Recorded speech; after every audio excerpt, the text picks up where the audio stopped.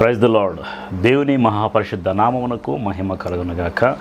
క్రీస్తు రాకడ ధ్యానాలు చేస్తూ ఉన్నాం. నిన్నటి ఎపిసోడ్లో అంత్యక్రీస్తు రాజ్య పరిపాలన ఎప్పుడు చేస్తాడు, ఎలా బయటపడతాడు, ఏమేం చేస్తాడు, దాని పరిపాలనలో ఉపయోగపడేటువంటి అంశాలు ఏంటి అనే విషయాలు మనం ధ్యానం చేస్తూ వచ్చాం. అంత్యక్రీస్తు రాజ్య పరిపాలనలో మన ప్రపంచ శాంతి అనేది, సర్వమత సమ్మేళనం అనేది, యూరో కరెన్సీ అనేది, ఇంటర్నెట్ వ్యవస్థ అనేది, 666 ముద్ర, అంత్యక్రీస్తు పరిపాలన, ఇవన్నీ కూడా మనం ధ్యానం చేస్తూ వచ్చాం. ఈరోజు ప్రాముఖ్యంగా ఒక అంశాన్ని ధ్యానం చేయాలని ఆశపడుతున్నాను. యేసుక్రీస్తు రాకడలో ఎత్తబడుట, రాప్చర్ అంటారు. క్రీస్తు సంఘము ఎలాగా ఎత్తబడుతుంది, యేసుక్రీస్తు వచ్చినప్పుడు, మధ్యాకాశంలోకి వచ్చినప్పుడు అసలు ఏం జరుగుతాయి, ఎవరు ఎత్తబడతారు, ఎవరు విడవబడతారు, ఏమేం జరుగుతాయి అనే విషయాలన్నిటి కూడా కూలంకుషంగా మనం ఈరోజు నేర్చుకొని పోతున్నాం. కాబట్టి జాగ్రత్తగా దేవుని వాక్యాన్ని పరిశీలన చేయండి, ధ్యానం చేయండి. నేను చెప్పిన మాటలన్నీ మీరు వినవలసిన అవసరం లేదు. బైబిల్ గ్రంథంలో అవి ఉన్నవో లేదో పరిశీలన చేసి మీరు చూసుకొని దాని ప్రకారంగా మీరు సిద్ధపడవలసిందిగా నేను కోరుతున్నాను. అయితే యేసుక్రీస్తు రెండవ రాక అనే విషయాలు, యేసుక్రీస్తు రెండవ రాకడ అనే విషయాలు మనం ధ్యానం చేస్తూ వచ్చాం. యేసుక్రీస్తు రెండవ రాకడ అంటే ఆయన రెండోసారి మరలా భూమి మీదకి రాబోతున్నాడు. రెండవసారి రాబోతున్నాడంటే క్రీస్తు వారు మొదటిసారి వచ్చారని మనం ఖచ్చితంగా నమ్మాలి. దానికంటే ముందుగా మనం రెండో రాకడ గురించి ఆలోచించేదానికంటే ముందుగా మొదటి రాకడ గురించి ధ్యానం చేద్దాం. మొదటి రాకడ అంటే యేసుక్రీస్తు వారు మొదటిసారి ఈ లోకానికి వచ్చారు. లూకా సువార్త 2వ అధ్యాయం 11వ వచనములో, దావీదు పట్టణమందు రక్షకుడు మీ కొరకు పుట్టి ఉన్నాడు, ఈయనే ప్రభువు అయిన క్రీస్తు. చూడండి, అయితే అదొక భయపడకూడదు, ఇదిగో ప్రజలందరికీ కలగబో మహా సంతోషకరమైన సువార్తను నేను మీకు తెలియజేయుచున్నాను. దావీదు పట్టణంలో రక్షకుడు మీ కొరకు పుట్టిన ప్రభువు అయిన క్రీస్తు. 2000 సంవత్సరాల క్రితము యేసుక్రీస్తు వారు కన్య అయిన మరియమ్మ గారి గర్భమున ఒక శిశువుగా పుట్టి ఈ లోకానికి మనుష్య కుమారుడిగా దిగి వచ్చాడు. దేవుడు, పరలోకంలో ఉన్నటువంటి దేవుడు, ఆయన మనుష్య కుమారుడు ఈ లోకానికి మనిషి గర్భాన జన్మించి దేవుడే మనిషిగా పుట్టి ఈ లోకానికి వచ్చాడు. కాబట్టే దానిని మొదటి రాకడ. యేసుక్రీస్తు వారు శరీరరీతిగా మనిషి కుమారుడిగా వచ్చిన దానిని మొదటి రాకడ అని పిలుస్తూ ఉన్నాం. ఇప్పుడు రెండవ రాకడ అంటే యేసుక్రీస్తు వారు భూలోకానికి వచ్చి 33 సంవత్సరాలు జీవించి అందరూ చూస్తుండగా ఆయన ఆరోహణమైపోయి శిష్యులను బలపరిచి సర్వసృష్టిగల సువార్తను ప్రకటించి నా నామమున బాప్తిస్మం ఇవ్వండి, బాప్తిస్మం పొందిన రక్షించబడును, నమ్మని వానికి శిక్ష విధించబడును అని దేవుడు కొన్ని మాటలు చెప్పి శిష్యులను బలపరిచి ప్రపంచ దేశాలకి ఆయన మిషనరీలుగా పంపించాడు. వారి ద్వారా అనేక మంది ఆ రోజు యెరూషలేము ప్రాంతంలోని క్రీస్తు సువార్త ప్రకటించాడు. ఆయన శిష్యులు వెళ్ళి ప్రపంచవ్యాప్తంగా సువార్త ప్రకటించి అనేక మందిని యేసుక్రీస్తు శిష్యులను గాను విశ్వాసులుగాను మార్చి ఉన్నారు. ఆ మార్చి ఉన్నటువంటి సర్వ జనాంగమే క్రీస్తు సంఘము. క్రీస్తు సంఘం అంటే ఏంటంటే, ఇప్పుడు క్రీస్తు నామమున ఎరిగి బాప్తిసం పొంది సిద్ధపాటు కలిగి ఎవరైతే ఆయన సేవిస్తూ విశ్వాసులుగా కొనసాగుతున్నారో వారందరూ కూడా క్రీస్తు యొక్క సంఘము. ఆయన స్వరక్తము చేత రక్షించబడిన సంఘము. విశ్వసించి, తోమా అన్నాడు కదా, నీవు చూడక నమ్మిన వారు ధన్యులు. ఇప్పుడు మనం అంతగా యేసుక్రీస్తుని చూడలేదు, ఫిజికల్గా చూడక నమ్మిన వారందరం కూడా మనందరం ధన్యులము. మనందరం కూడా క్రీస్తు సంఘము కిందకి వస్తాము. క్రీస్తు సంఘముగా ఏర్పాటు చేయాలి. ఎక్లేషియా అనేటువంటి మాట క్రీస్తు సంఘానికి నిర్వచనంగా దాని అర్థంగా ఉంటుంది. ఎక్లేషియా, క్రీస్తు సంఘాన్ని ఎక్లేషియా అంటారు. ఒక సంఘం అంటే క్రీస్తు రక్తంలో కడగబడి ప్రత్యేకించబడిన జనాంగాన్నే సంఘం అంటారు. ఈ సంఘం ఒక సమాజంగా కూడుకుంటూ యేసుక్రీస్తు రాకడ వరకు కూడా నమ్మకంగా కొనసాగుతున్నటువంటి ఒక సమాజము. అయితే చూడండి, క్రీస్తు తన స్వరక్తం ఇచ్చి కొన్నటువంటి సంఘము మరి ప్రపంచ దేశాలలో అనేక సంఘాలు.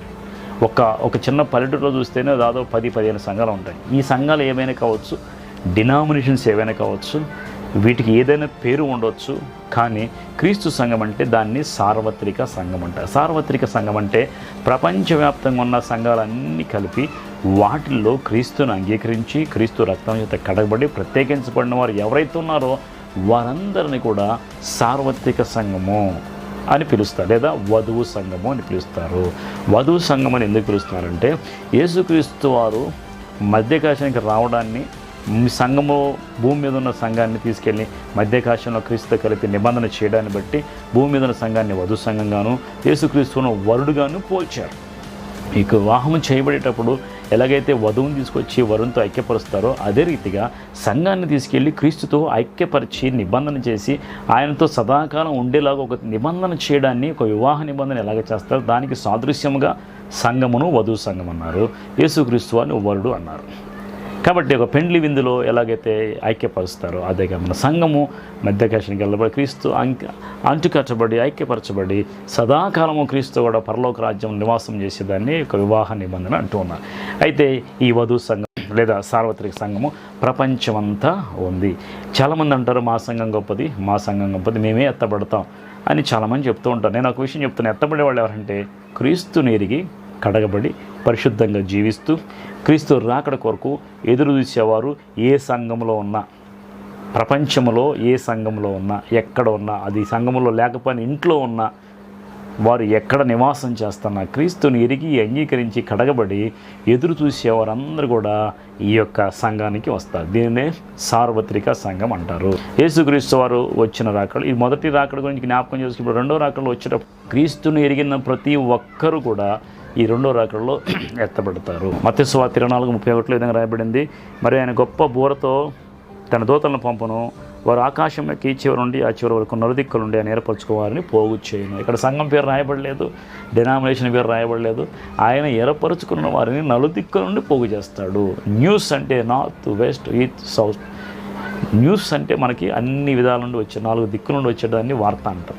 ఇప్పుడు నలుదిక్కుల నుండి అనేకమైన ఏర్పాటు చేయబడే వారిని సంఘం అంటుంది. దాన్ని సార్వత్రిక సంఘం.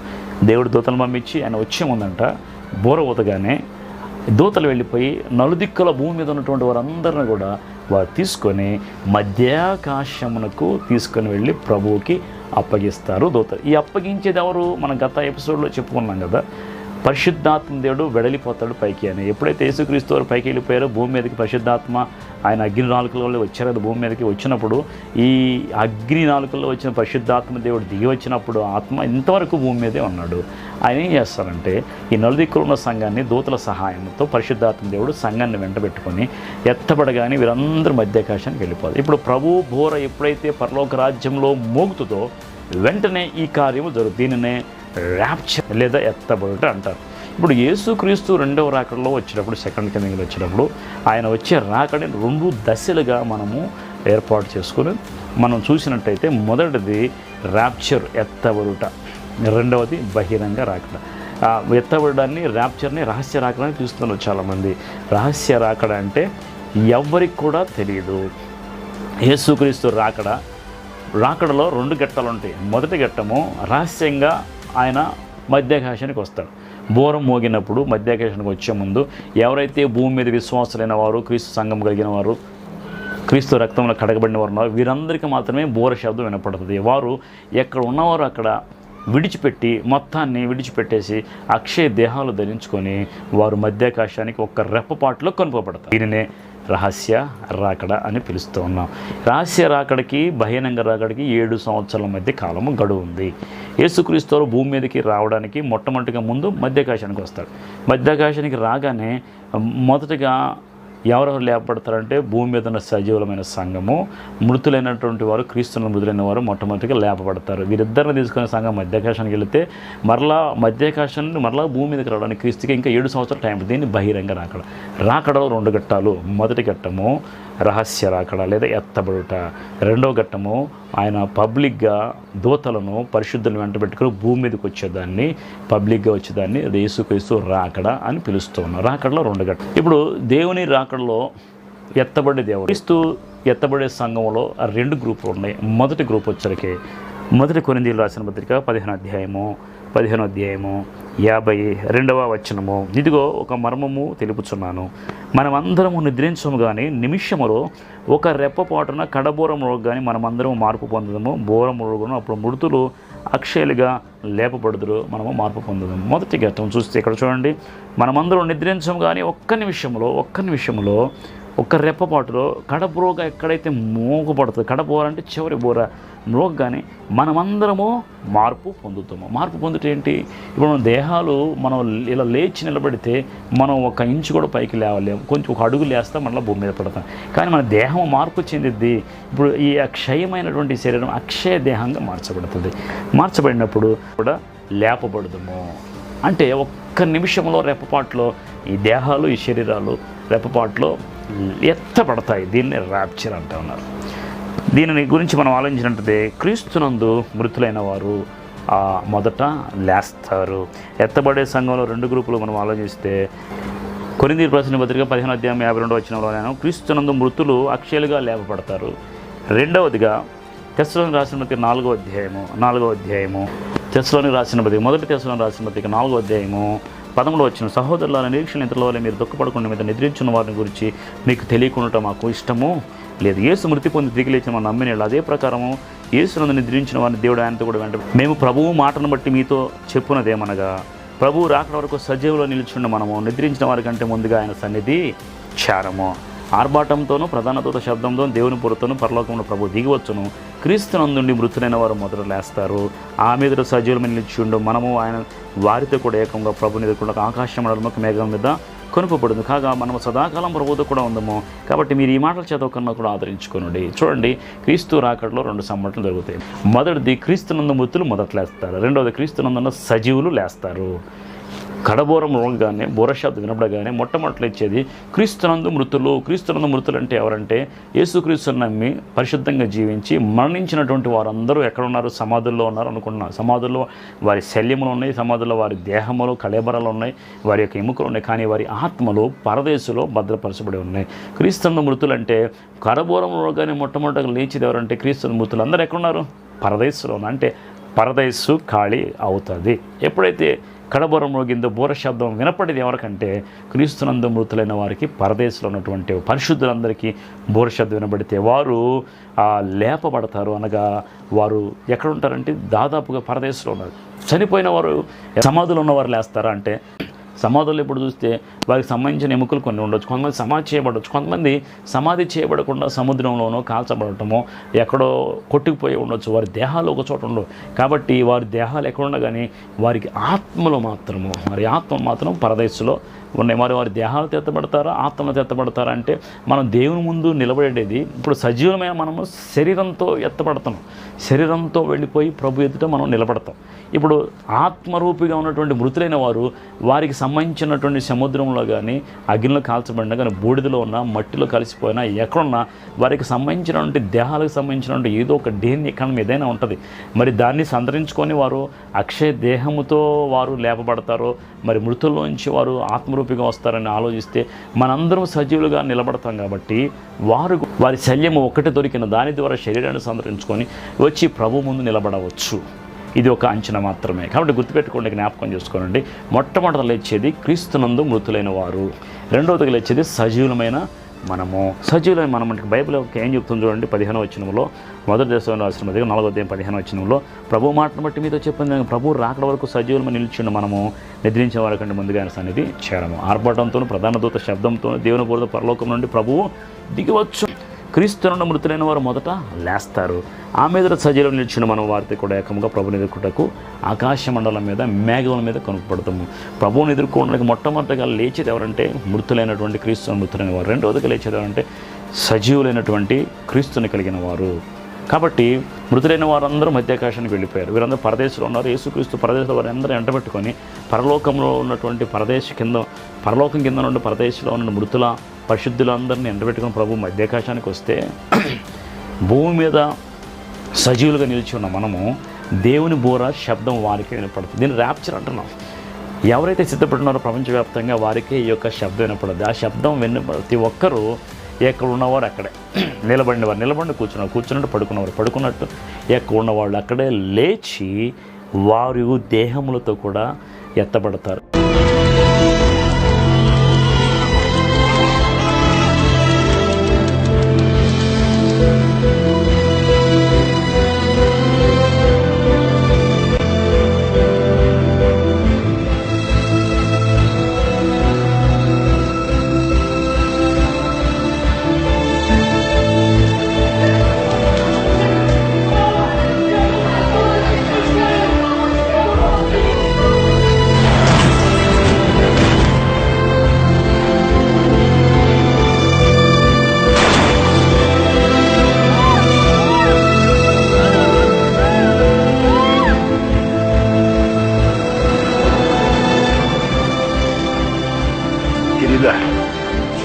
Finalmente abastecido o jatinho.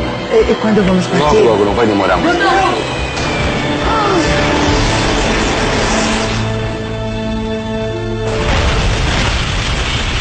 O que está acontecendo? Não sei, Glória, não sei, Glória, não sei. Ai, Yuri, vem logo.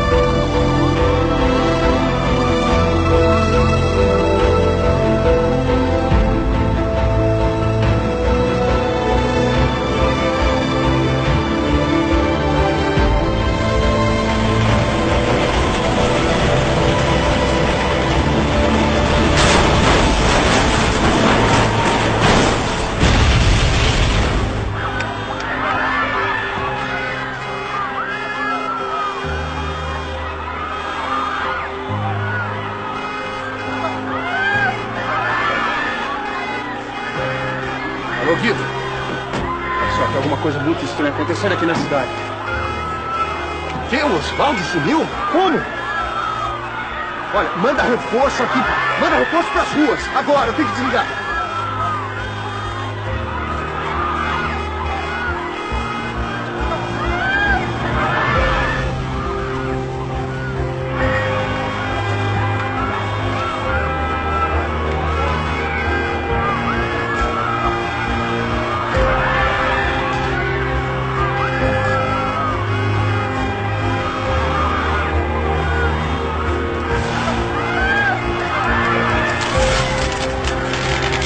ఎత్తబడే శక్తి ఎలా వస్తుందంటే క్రీస్తు బలలో మనం పాలు పొంగులు పొందుతున్నాం కాబట్టి ఆయన శరీరంలో ఉన్న శక్తి ఆయన రక్తంలో శక్తి మనకు వచ్చింది. ఆయన ఎలాగైతే పునరుద్ధానుడయ్యాడో మనం కూడా అలాగే పునరుద్ధానులుగా లేచి ప్రభువుని ఎదుర్కోవడానికి ఆకాశ మండలం మీద మేఘాల మీద కనుపు పడతాం. అంటే మనం వెళ్ళడానికి ఎలాంటి ఫ్లైట్ టికెట్స్ అవసరం లేదు, ఎలాంటి రాకెట్స్ అవసరం లేదు.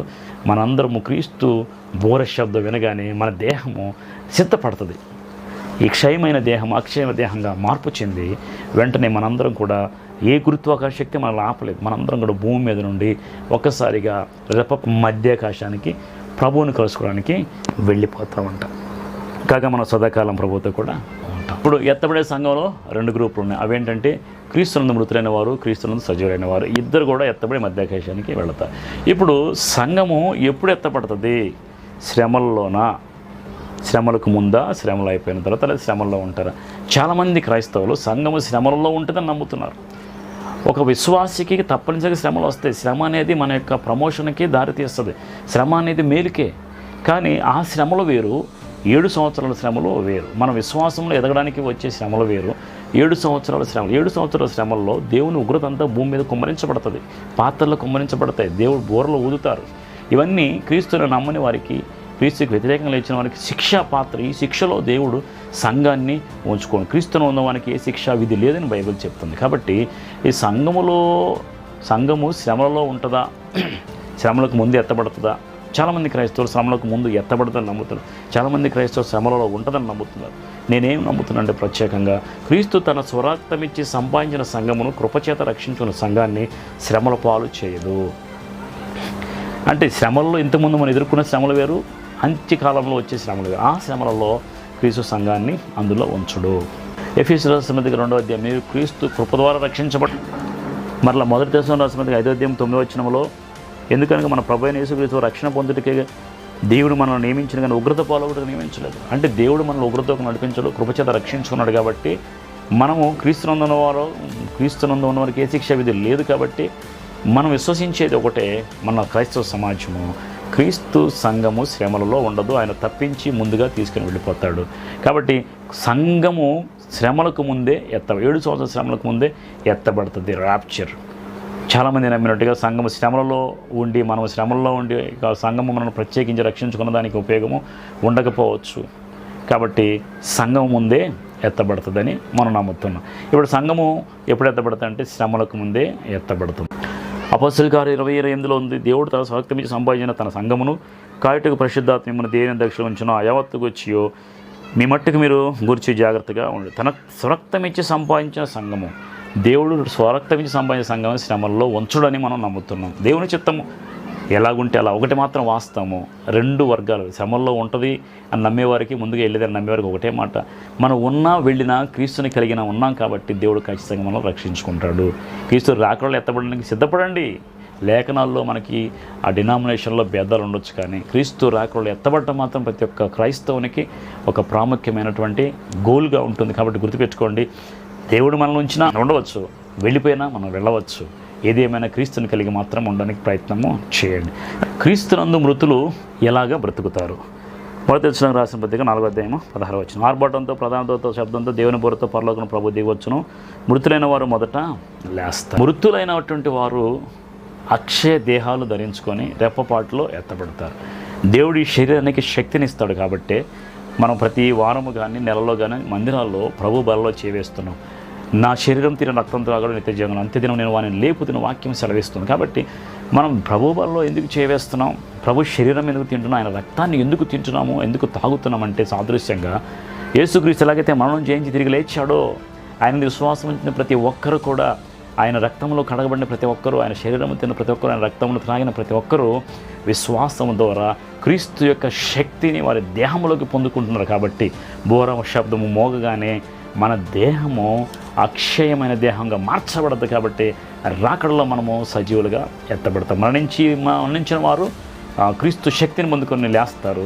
సజీవులు నిలిచిన మనం అక్షయ దేహాలు ధరించుకొని మనము లేస్తాం. కాబట్టి సమాధుల్లో ఉన్నవారు లేపడతారు. సమాధుల్లో శల్యాలు తప్ప ఏవి కూడా లేదు. వీరి ఆత్మలన్నీ ప్రదేశంలో ఉన్నాయి. కాబట్టి దేవుడు రెండింటిని ఐక్యపరిచి మరలా వీళ్ళందరూ లేపి మధ్యాకాశానికి తీసుకొని పోతారు. తర్వాత సంఘము ఎలాగా ఎత్తబడుతుంది? మత్తయి సువార్త 24వ అధ్యాయము 36వ వచనం నుండి చూద్దాం. అయితే ఆ దినం గురించి ఆ గడి గురించి తండ్రి మాత్రం ఎరుగును, కానీ ఏ మనుషుడైనా పరలోకమైన దూతలైనను కుమారులైనను ఎరుగరు. అంటే ఆ దినము అంటే క్రీస్తు రాకడ దినము దేవునికి మాత్రమే తెలుసు, కానీ కుమారునికైనా పరలోకమున్న అన్న దేవునికి తప్ప కుమారునికైనాను భూమి మీద ఉన్న ఎవరికి కూడా తెలియదు. ఆయన ఎలాగ వస్తాడని వాక్యం సెలవిస్తుందంటే, ఏ మనుషుడు కానీ పరలోకం దూతలని కుమారులు ఇరుగురు. నోవాహు దినంలాగా ఉన్న మనిషి కుమారుడు రాకడ అలాగే ఉండదు. జలప్రళయం ముందు దినంలో నోవాహు వాళ్ళకి వెళ్ళిన దినం వరకు వారు తింటూ తర్వాత పెళ్లి చేసుకుని పెళ్లికి ఇచ్చి నుండి జలప్రళయం వచ్చి అందరిని కొట్టుకుని పోరకు ఇరగకపోయారు. అలాగే మనిషి కుమారుడు రాకడ కూడా మన గత ఎపిసోడ్లో జ్ఞాపకం చేసుకుని నోవాహు దినాలలాగా అలాగే ఉన్నాయి. అంటే రాకడ సూచనలు మనం చెప్పుకుని ఇప్పుడు సంఘం ఎత్తబడినప్పుడు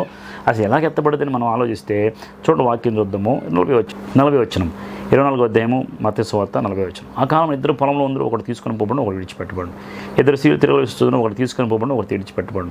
కావున ఏ కాలం ఏ దినమున మీ ప్రభు వచ్చి మీకు తెలియదు కనుక మెలకుగా ఉండుడి. చూడండి, ఇప్పుడు సంఘం ఎలాగ ఎత్తబడుతుంది. ప్రపంచం అంతా కూడా ఒకటే అలారం క్లాక్. ఇప్పుడు అమెరికా దేశానికి మనకి దాదాపు 11 నుండి 12 గంటల వ్యవధి. ఇప్పుడు మన సమయం సాయంకాలం 8 అయితే ఉదయం అమెరికాలో 7 గంటలు అవ్వచ్చు, లేదా 8 గంటలు అవ్వచ్చు, 9 గంటలు అవ్వచ్చు. కాబట్టి ఒక దినమంతా తేడా ఉంది. అలాగే మనం ఉన్న ఇండియా దేశంలో మనకున్న ఈ సమయం దాదాపు ఇప్పుడు మధ్యాహ్నం 12 గంటలు అయితే, సింగపూర్ దేశానికి వెళితే దాదాపు 2.5 గంటలు తేడా. మనకంటే ముందు సింగపూర్ 2.5 గంటల ముందు ఉంది, ఆస్ట్రేలియా ఇంకా 2.5 గంటల ముందు ఉంది, అక్కడ న్యూజిలాండ్ కొంచెం ముందుకు వెళ్ళిపోతుంది. ఇక్కడ మనం వెనక్కి వస్తే మనకు మధ్య ప్రాంతంలో, మధ్య ఆసియా ప్రాంతంలో ఇజ్రాయెల్ వచ్చరికి 3.5 గంటల తేడాతో వెనక్కుంది. అక్కడ నుండి ఇంకా ఆఫ్రికా దేశం, అక్కడ అమెరికా దేశం అంటే చూస్తే గంటలు వెనక్కి. ఇప్పుడు మనం ఉన్న ప్రదేశాన్ని బట్టి ఒకటే టైంలో మనకంటే ముందున్నటువంటి దేశాలు ఉన్నాయి, మనకంటే వెనుకున్న దేశాలు ఉన్నాయి. బైబిల్ ఏం చెబుతుందంటే, యేసుక్రీస్తు వచ్చే సమయానికి పొలంలో ఇద్దరు పని చేస్తూ ఉంటారు. ఇద్దరు తిరగలిస్తే ఒకళ్ళు ఎత్తబడతారు. పొలంలో ఇద్దరు పని చేస్తుంటే ఒకళ్ళు పడక మీద ఒకళ్ళు పడుకుంటే వాళ్ళు అంటే ఉదయము, మధ్యాహ్నం, సాయంకాలం. క్రీస్తు రాకడ వచ్చేది ఒక సమయంలోనే, కానీ ప్రపంచమంతా భూమి రౌండ్గా తిరుగుతుంది కాబట్టి ఇక్కడ పగలైతే అక్కడ రాత్రి. ఉదయకాలంలో కొంతమంది పని చేస్తూ ఉంటారు, మధ్యాహ్న కాలంలో కొంతమంది పని చేస్తూ ఉంటారు, నైట్ టైం కొంతమంది నిద్రపోతూ ఉంటారు. కాబట్టి ఏ సమయంలో దేవుని రాకడ వచ్చిన టైం క్లాక్ని బట్టి ఈ సమయంలో వస్తే కొంతమందికి రాత్రి, కొంతమందికి ఉదయం, కొంతమంది మధ్యాహ్నం. కాబట్టి యేసుక్రీస్తు ఇచ్చిన సమయము ఆ భూమి మీద ఒక్కొక్క కాలాలుగా పరిగణించబడింది. కాబట్టి పనిచేసేవాడు, నిద్రించేవాడు, ఉదయకాలంలో ఇచ్చినవాడు ఏ సమయంలో అయినా ప్రభువు బోర శబ్దం వినపడగానే సిద్ధపడినట్టుగా ఒక్కసారి ఎక్కడున్నవాడు అక్కడ ఎత్తబడతాడు. ప్రపంచం అంతా కూడా మాయమైపోతుంది. చాలా 10 మంది కన్యకలు 5 వెళ్ళిపోయారు, ఇద్దరు పడక మీద అంటే ఒకళ్ళు వెళ్ళిపోయారు. అంటే ఆ 50-50 నిష్పత్తిలో చూసుకున్నా కానీ దాదాపుగా కొంతమంది మాత్రమే వెళ్తారు, అందరూ వెళ్ళడానికి అవకాశము. క్రీస్తు వచ్చినప్పుడు దొంగ వలే వస్తాడు. దొంగ అంటే చెప్పకుండా వస్తాడు కాబట్టి దాని సాదృశ్యం చెప్పాను. క్రీస్తు దొంగ కాదు, పబ్లిక్గానే వస్తాడు, ర్యాప్చర్లో వస్తాడు. అది రక్షణ పొందిన వారికి మాత్రమే తెలియబడుతుంది, రక్షణ పొందిన వారికి మాత్రమే బోర శబ్దము వినబడుతుంది. కాబట్టి జ్ఞాపకం చేసుకోండి, క్రీస్తు వచ్చినప్పుడు ఒక్క సమయంలోనే ఒక్కొక్క దేశంలో ఈ విధంగా యేసుక్రీస్తు వారు రెండవ రాకడలో వచ్చేటప్పుడు ఎలా ఎత్తబడతారు అంటే, సంఘమంతా కూడా ఎక్కడున్నవారు అక్కడే, నిలబడినవాడు నిలబడినట్టే, కూర్చున్నవాడు కూర్చున్నట్టే, పడుకున్నవాడు పడుకున్నట్టే, పని చేస్తున్నట్లే, ప్రయాణం చేస్తున్నట్లే.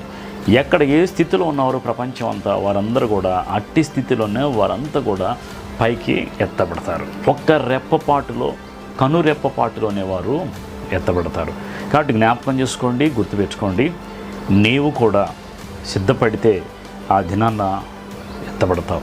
మొదటి తెస్సలోనికైన రాసిన పత్రిక 5వ అధ్యాయము 1వ వచనం 2వ వచనం చదివినట్టే, సహోదరులారా, ఆ కాలం గురించి ఆ సమయం గురించి మీకు రాయనక్కర్లేదు. రాత్రి వేళ దొంగ ఎలాగో వచ్చునో అలాగే ప్రభుదినం వచ్చిన మీకు బాగా తెలియను.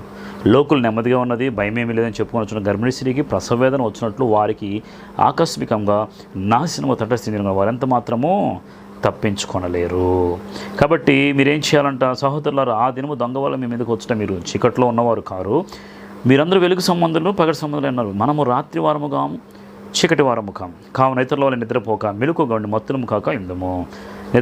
రాత్రి వాళ్ళు నిద్రపోదురు, మత్తుగా ఉండు, రాత్రి వాళ్ళు మత్తుగా. మనము పగటి వారం ఉన్నాం కనుక మత్తులమై ఉండక విశ్వాస, ప్రేమ కావచ్చు, నిరీక్షణ కావచ్చు, నిరీక్షణ శిరస్త్రానం ధరించుకుందాము. చూడండి, దేవుడు యేసుక్రీస్తు రక్షణ పొందుటకి కానీ దేవుడు మనల్ని నియమించిన కానీ ఉగ్రత పాలొగటకు నియమించలేదు. దొంగవలే వస్తాడు. చీకటి సంబంధులు మనం కాము, వెలుగు సంబంధులము. అంటే నిద్రిస్తున్నవారు కొనికి నిద్రించేవాళ్ళలాగా వెళ్ళిపోతారు. యేసుక్రీస్తు దొంగలాగా వచ్చినప్పుడు మనందరం కూడా రెప్పపాట్లు వెళ్ళిపోతాము. దొంగవలే వస్తే కానీ దొంగ కాదు, దొంగవలే సాదృశ్యంగా చెప్పి ఉన్నాడు. కాబట్టి ఇక్కడ వాక్యము మనం గమనించినట్టయితే మనము పగటి సంబంధులు మత్తులము కాక అనగా దాని అర్థము రాత్రి వేళ నిద్రపోకుండా ఎదురు చూస్తూ ఉండాలా కన్యకల వల్లే అని చాలామంది అనుకుంటారు. మీరు నిద్రపోకుండా ఎదురు చూస్తూ ఉన్నట్టు కాదు. ఈ శారీరక నిద్ర గురించి, ఈ మెలకువ గురించి చెప్పట్లేదు. కానీ ప్రభువు ఎప్పుడు వస్తాడో తెలియదు కాబట్టి మీరు జాగ్రత్త కలిగి ఆ సమయమునకు ఎరిగి ఉండాలి. ఒకవేళ నీవు సిద్ధపాటు కలిగి రక్షణ పొంది పవిత్ర జీవితం జీవిస్తూ దేవునికి ఇష్టమైన జీవితం జీవిస్తూ రాత్రి వేళ నిద్రపోతూ పడుకో. దేవుని రాగానే ఆయన బోరశబ్దం వినగానే నీకు వినపడుతుంది, నువ్వు మెలకువకుండా లేచి ఎత్తపడతావు. అదే నీవు రక్షణ పొందకుండా దేవునిలో ఎదగకుండా నిష్టానుసారంగా జీవిస్తూ దేవుని రాకడ వచ్చిన ఎత్తపడతారంటే అవకాశం అనేది లేదు. మెళకువ కలిగి ఉండటం అంటే సిద్ధపాటు కలిగి రెడీగా ఉండి మనము ఆ సమయానికి దేవుని ఎదుట కనపరుచుకోవాలి. అప్పుడు మాత్రమే నువ్వు ఎత్తపడతావు. కాబట్టి ఎక్కడ ఉన్నవాళ్ళు అక్కడే ఆటోమేటిక్గా అందరూ కూడా ఎత్తపడతారు. నేను వాక్యం చెబుతున్నట్లయితే ఈ సమయంలో దేవుని రాకడ వస్తే నేను మాయమైపోతాను. మీరు చూస్తున్నట్లయితే, మీరు ప్రభువుని అంగీకరించి నమ్మినట్లయితే మీరు కూడా మాయమైపోతారు. ఏంటి శక్తి అంటే దేవుని పునరుద్ధరణ శక్తి నీలో నాలో ఉంచాడు. కాబట్టి ఆ శక్తే మనం లేపుతుంది. ఈరోజు జ్ఞాపకం చేసుకోండి, నీవు ప్రభు బలారాధనలో పాలుపొంగులు పొందుతున్నావు అంటే దేనికోసం తెలుసా? నువ్వు వారంలో ఒకసారైనా పాల్గొను, లేదా రోజు పాల్గొను, నెలకు ఒకసారి పాల్గొను, అందులో నువ్వు పార్టిసిపేట్ చేయాలి. అలా చేయటం వలన నీ దేహము దేవుని యొక్క దేహము వలె, అనగా ఆయన పునరుద్ధానంలో తిరిగి లేచాడు, అట్టి రీతిగా నిన్ను కూడా లేపటానికి ఆ శరీరము, ప్రభు యొక్క శరీరము, ప్రభు రక్తము నీకు సహాయపడుతుంది. కాబట్టి జ్ఞాపకం చేసుకో, ప్రభు యొక్క బలలో పాలు పొంగులు పొందడం ఎప్పుడు వెనకంజ వేయవద్దు. ఓకే, ఈ విధంగా ఉన్నవారు ఉన్నట్టే, ఎక్కడో వారు అక్కడంటే పైకి వెళ్ళిపోతే ప్రపంచం అంతా అప్పుడు ఏమవుతుందంటే అల్లకల్లోలమైపోతుంది. ఎమర్జెన్సీ ప్రకటించేస్తారు. ఎక్కడ చూసినా టీవీల్లో, న్యూస్ల్లో, అదేవిధంగా రేడియోల్లో ఎక్కడ పడినా కానీ 24/7 ఇదే న్యూస్ జరుగుతూ ఉంటుంది. మన మధ్యలో ఉన్నవాళ్ళు ఎత్తబడ్డారు, మన మధ్యలో ఉన్నవాళ్ళు మాయమైపోయారు. ప్రపంచము దేవుని రాకడను నమ్మదు, క్రీస్తు రాకడం నమ్మదు, క్రైస్తవ్యాన్ని అంతగా నమ్మదు. కాబట్టి వారు ఏమనుకుంటారంటే మన మధ్యలో ఉన్న వారు అందరూ మిస్ అయిపోయారు, వారిని ఎవరో ఎత్తుకెళ్ళిపోయారు అనుకుంటారు చాలామంది. ఇలాంటి పరిస్థితుల్లో వీరందరినీ నేను తీసుకుని వస్తానని అంత్యక్రీస్తు ముందుకు వస్తాడు. కాబట్టి ఈరోజు మనం జ్ఞాపకం చేసుకుందాం, నీవు ఎత్తబడే లిస్టులో ఉండడానికి నువ్వు ప్రయత్నం చేయి, ఎత్తబడే గుంపులో ఉండడానికి నువ్వు సిద్ధపాటు కలిగి ఉండాలని ప్రభుపేట మనవి చేస్తూ ఉన్నాను. అయితే ఇక్కడ వాక్యం మనం గమనించినట్టయితే ప్రభువు దొంగవలే వస్తాడు, వచ్చిన ప్రతి ఒక్కరిని తీసుకొని వెళ్ళిపోతాడు. ఎవరిని తీసుకెళ్తారంటే సిద్ధపడిన వాడిని. ఎక్కడ తీసుకెళ్తాడు? మధ్యాకాశాన్ని తీసుకెళ్తాడు. మధ్యాకాశంలో తీసుకెళ్ళి అక్కడ పెడతాడు. ఇప్పుడు ప్రపంచం అంతా అల్లకల్లోలం అయిపోయింది. ప్రతి ఇంట్లో, ప్రతి కుటుంబంలో ఎవరో ఒకళ్ళు ఎత్తపడ్డారు. కుమార్తె కానీ, కుమారుడు కానీ, తల్లి కానీ, తండ్రి కానీ, అన్నద కానీ, తమ్ముడు కానీ, ఏదో ఒక విధంగా ఎవరో ఒకళ్ళు ఎత్తపడితే వారి కుటుంబంలో ఉన్న వాళ్ళందరూ ఇప్పుడు వారికి దగ్గరలో ఉన్నటువంటి పోలీస్ స్టేషన్ శిబిరాలు ఏర్పడతాయి. గవర్నమెంట్ అంతా అక్కడక్కడ శిబిరాలు ఏర్పాటు చేస్తే వారి దగ్గరికి వెళ్ళి మీరు మిస్ అయిన వారందరినీ ఆ పేర్లు, వారి ఆధార్ కార్డ్స్ అన్నీ వాళ్ళకి ఇచ్చేసి వారి పేరు ఇచ్చేస్తారు. వాళ్ళు ఏమంటారు తెలుసా? మీరేం భయపడకండి, వారిని ఎలాగైనా మేము తీసుకొస్తాం అని అంత్యక్రీస్తు ఒప్పందం చేస్తాడు.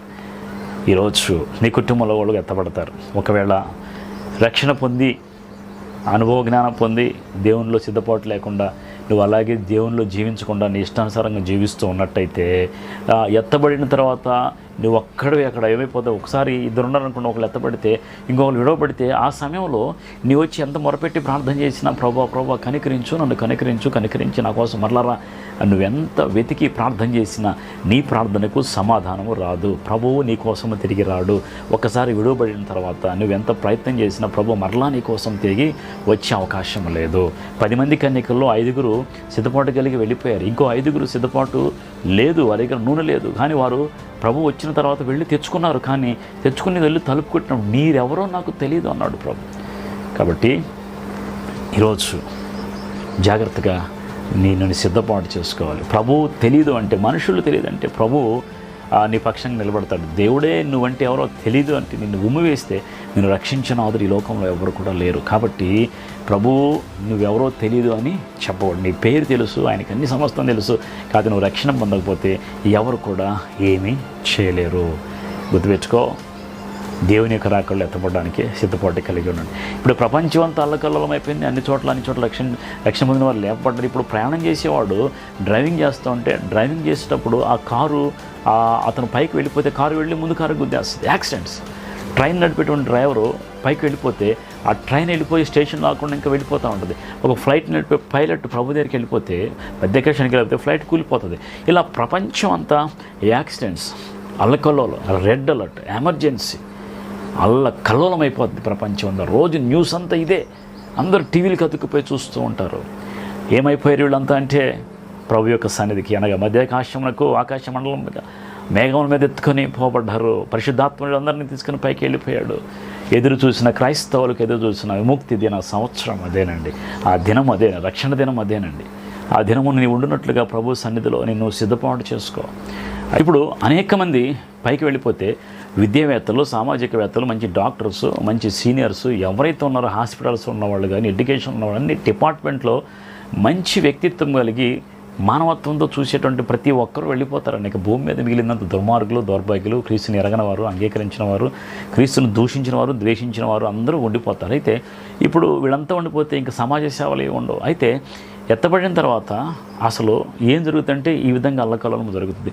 ఇప్పుడు ఎత్తబడే లిస్టులు ఎవరు అంటే క్రీస్తునందు మృతులైన వారు ముందుట లేచారు, క్రీస్తునందు సజీవులైన వారు తర్వాత లేచారు. కానీ విడవబడేవాళ్ళు ఎవరు అని మనం ఆలోచిస్తే విడవబడే లిస్టులో ఎవరుంటారు? దేవుడు లేడని బుద్ధిహీనులు తమ హృదయంలో అనుకుందరు. దేవుడు లేడు అని బుద్ధిహీనులు అంటే తమ హృదయంలో అనుకుంటారంట. అలాంటి వారందరూ కూడా దేవుడు లేడు అనేటువంటి నమ్మేవాళ్ళందరూ కూడా చూడండి, కీర్తన 53 మొదట్లో దేవుడు లేడని బుద్ధిహీనులు తమ హృదయంలో అనుకొందరు, వారు చెడిపోయిన వారు అసహ్య కార్యములు చేయుదురు. దేవుని ఎరగని వారు, దేవుడు లేడని నమ్మేవారు ఎవరైతే ఉంటారో మూర్ఖులు దేవుడు లేడని నమ్ముతున్నారు చాలామంది. ఇలాంటి వాళ్ళందరూ విడబడే వాళ్ళలో దేవుడు లేడనేటువంటి బుద్ధిహీనులందరూ కూడా మొదటిగా విడవబడతారు.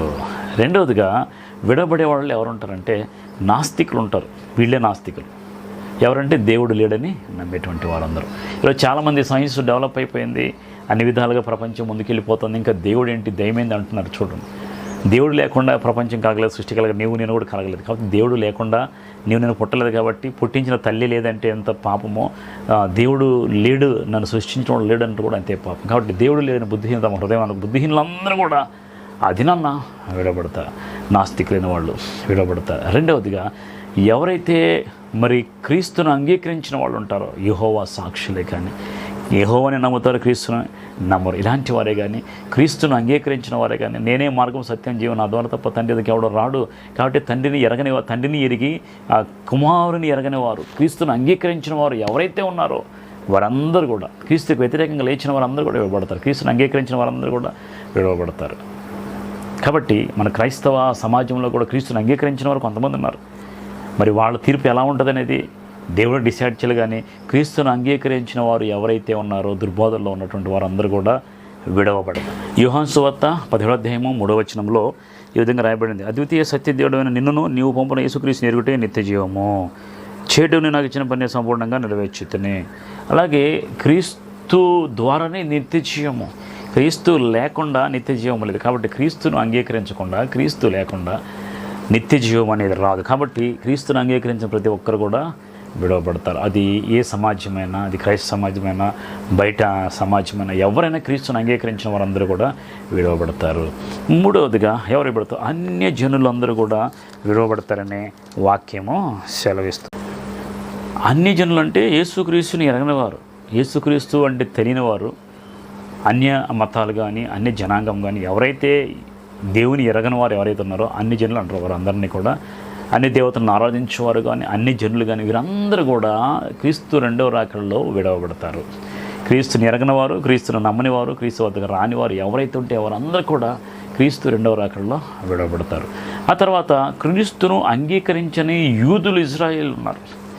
మెస్సియా ఇంకా రాలేదు అని చెప్పి నమ్మేవాడు ఉన్నారు. యేసుక్రీస్తు వచ్చి సువార్త ప్రకటన చేసి ఆయన చనిపోయి తిరిగి లేచి యెరూషలేము ప్రాంతంలో ఆయన సమాధి ఉంది, ఆయన పుట్టిన ప్రాంతం అన్నీ ఉన్నాయి. కానీ యెరూషలేము ప్రాంతంలోనే నమ్మని యూదులు చాలామంది ఇప్పటికే ఉన్నారు. ఇప్పటికి సువార్త ప్రకటిస్తుంటే యూదులు చాలామంది అంగీకరి. కారణం ఏంటంటే సాతాను వారు మోసపుచ్చేసి కొంతమంది అలా సిద్ధపాటు చేయబడ్డారు.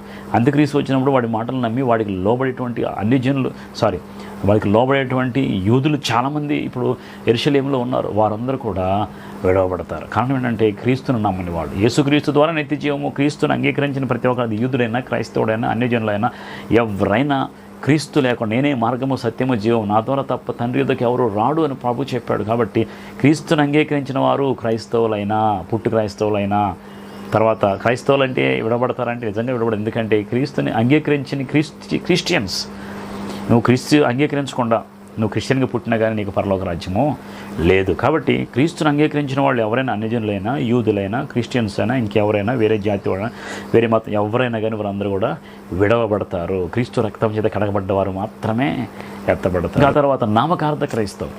నామకార్థ క్రైస్తవులు అంటే వారికి బైబిల్ తెలుసు, వాక్యం తెలుసు, చర్చికి వెళ్తారు, రక్షణ మందిరం అంటే రక్షణ మందిరం, ప్రభు దగ్గరికి రారు, అన్నింటికి దూరంగా ఉంటారు, అన్ని చర్చి కార్యక్రమాల్లో పాల్గొంటారు, పాటలు పడతారు, వాక్యం చెప్తారు, ఆ వాక్యానికి లోబడతారు, ఒక్కోసారి కానుకలు ఇస్తారు, అన్నిట్లో బాగా చేస్తారు, అన్నీ తెలుసు వారికి, పండుగలు చేస్తారు, ప్రభు దగ్గరికి వస్తారు, ఉత్సవాలు చేస్తారు, అన్నీ చేస్తారు. కానీ క్రీస్తులో కడగబడి ప్రత్యేకపరచుకొని పరిశుద్ధపరచపోరు. ఇలాంటి వారందరూ నామకార్థ క్రైస్తవులు. నామకార్థ క్రైస్తవులు ఎలాంటి వాడు అంటే దొంగ నోట్లు లాంటి వాళ్ళు, చలన నోట్లు లాంటి వాడు అనమాట. దొంగ నోటు చలామణి అవుతుంది క్రైస్తవులని, కానీ ఒక చోటుకి వెళ్ళి చూస్తే దాన్ని బ్యాంకులో చూసినా, దాన్ని టెస్ట్ చేసి చూసినా అది చెల్లదు. అదేవిధంగా నామకార్థ క్రైస్తవులు అనేవాళ్ళు కూడా ఎప్పుడు మందిరాలకు వెళుతూ, ఎప్పుడు అన్నింటిలో పాల్గొంటూ, అన్ని రాజకీయాల్లో పాల్గొంటూ, దేవునికి వ్యతిరేకంగా లేస్తూ, ప్రభువు రాకడ కొరకు సిద్ధపాటు లేకుండా ఉన్నటువంటి నామకార్థ క్రైస్తవులు అందరూ కూడా విడవబడతాయి. ఈరోజు నీవు నామకార్థ క్రైస్తవుడు, నిజమైన క్రైస్తవుడు జ్ఞాపకం చేసుకో. ఈవెన్ క్రిస్టియన్స్, క్రైస్తవులని చెప్పబడిన ప్రతి ఒక్కడు కూడా ఎత్తబడే అవకాశం లేదు.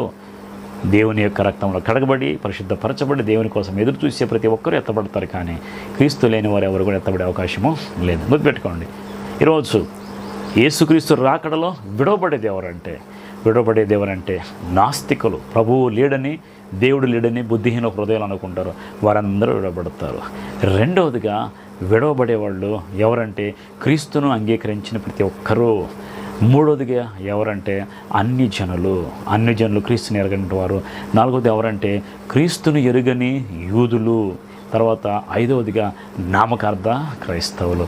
వీరందరూ కూడా దేవుని రాకడలో విడవబడటం అంటే ఏంటంటే యేసుక్రీస్తు నమ్మిన వాళ్ళందరినీ పైకి తీసుకెళ్ళిపోయాడు, మిగతా వాళ్ళందరూ భూమి మీద ఉంటారు. వీళ్ళందరూ పరిస్థితి ఏంటి అని ఆలోచిస్తే, యేసుక్రీస్తు వారు 7 సంవత్సరాలు మధ్యాకాశంలో పెండ్లి కుమార్తెను విందును తీసుకెళ్ళి గొప్ప మహా విందు చేస్తూ, గొర్రెపిల్ల మహోత్సవం, వివాహ మహోత్సవం చేస్తూ ప్రభు పెండ్లి కుమారుడుగా వచ్చి మధ్యాకాశంలో ఉండి, మధ్యాకాశం 7 సంవత్సరాలు వీళ్ళందరినీ అక్కడ పెట్టుకుంటే, ఈ 7 సంవత్సరాలు భూమి మీద భయంకరమైన శ్రమలు ప్రారంభం. ఎందుకంటే ఈరోజు ప్రభు వాక్యం సెలవిస్తుంది, అన్యాయం చేయవాడిని చేయను, ఆక్రమించేవాడిని చేయ, పవిత్రుగా ఉండి అపవిత్రుడిని ఉండి, ఇదిగో నేను త్వరగా వచ్చున్నాను, వాని క్రియలు చొప్పున వానికి నేను జీతం ఇస్తాను. ఈరోజు క్రైస్తవుల మీద దాడులు చేసిన, ఒకరిని చంపిన, ఎన్ని పాపకార్యాలు చేసిన వెంటనే శిక్ష రావట్లేదు అని చాలామంది బాధపడుతున్నారు. క్రైస్తవులు అనేటువంటి మేము ఎంత కష్టపడుతున్నాం, బాధించబడుతున్నాం, ఎందుకు దేవుడు వారిని విడిచిపెట్టాడు?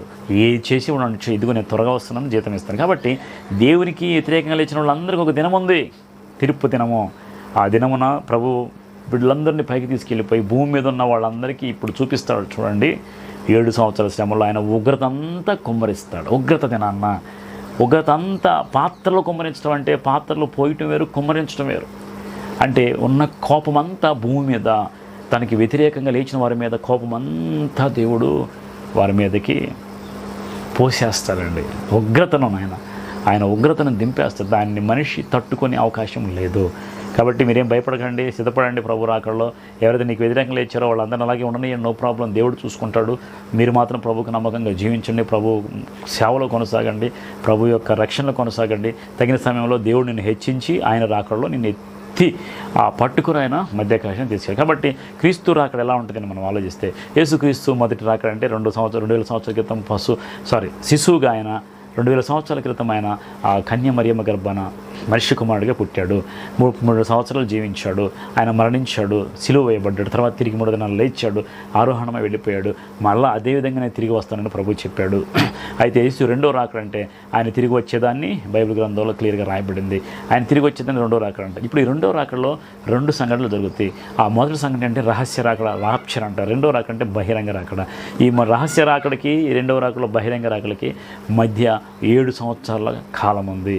కాబట్టి ఆ రహస్య రాకడలో ఎక్కడెక్కడ ఉన్న వాళ్ళందరూ కూడా సజీవులైన వారు క్రీస్తునందు ఎవరు ఎత్తబడతారంటే, క్రీస్తునందు మృతులైన మొదట లేస్తారు, రెండోది క్రీస్తునందు సజీవులైన వారు లేస్తారు. వీళ్ళందరూ లేచి మధ్యాకాశానికి వెళ్ళిపోతారు. ఈ రాప్చర్ సమయంలో అనేకమైన అల్లకల్లోలు జరుగుతాయి, అందరూ వెళ్ళిపోతారు. ప్రపంచంలో ఎవరు క్రైస్తవులు మంచివాళ్ళు ఉండరు, విడవబడిన వాళ్ళందరూ ఇక్కడే ఉంటారు. కాబట్టి మొదట లేచేదారు అంటే క్రీస్తునందు మృతులు, రెండోది సజీవులు. వీరందరూ మధ్యాకాశానికి వెళ్ళిపోతారు.